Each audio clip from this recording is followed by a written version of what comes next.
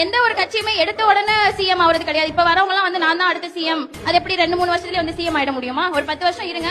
அண்ணா சொன்ன மாதிரி சிஎம் ஆக கூடாதா? அவங்களுக்கு பழக்கமே படாத ஒரு இடத்துல வந்து அரசியல் கட்சி வந்து எடுத்த உடனே ஆகலையே. அவர் திமுகவுல இருந்து அதன் பிறகு கட்சியில இருந்து விலகி வந்து தானே சிஎம் ஆனாரு. உங்களை ஏமாத்த முடியல. அதே போல ஆகட்டும், எல்லாருக்குமே வாய்ப்பு வேணும்னா எல்லாரும் அவங்களுடைய ஆசைப்பட்ட இடத்துக்கு போகணும்னு நினைக்கிறது ஓகே தான். நீங்க புதிய கட்சிகளை வந்து வரக்கூடாதுன்னு சொல்லல சார். வாய்ப்பு, 2 கட்சிகள் இருக்கு. அதாவது வாய்ப்பு கொடுங்கன்னா ஒரு அரசியல் தளத்திற்கு வரதே ஒரு வாய்ப்பு தான். அதுக்கு மேல ஒரு வாய்ப்பு மக்களுடைய மனசுல இருந்து வரணும். என்ன பொறுத்த வரைக்கும் இப்ப இருக்க இளைஞர்கள் வந்து தண்ணி இருக்கு அப்படின்னு நினைச்சு ஓடுறாங்க.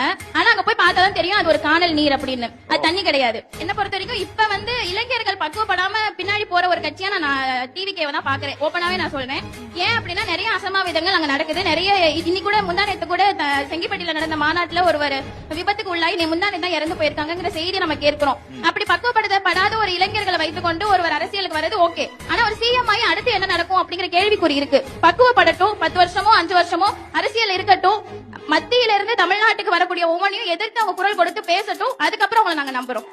எந்த நோக்கத்துல எதை பார்த்து நான் ஓட்டு போடுவேன் அப்படின்னா, மதவாத சக்திகளை எடுத்துக்கொண்டு இனத்தை வச்சுக்கிட்டு அரசியல் பண்ணக்கூடியவர்களை விட்டுட்டு எனக்கானது செய்யக்கூடிய சமத்துவம், சமூக நீதி, சுயமரியாதை, மாநில சுயாட்சி பற்றி பேசக்கூடிய அரசியல் கட்சி எந்த அரசியல் கட்சியா இருக்கோ அந்த அரசியல் கட்சிக்கு தான் என்னுடைய ஓட்டை.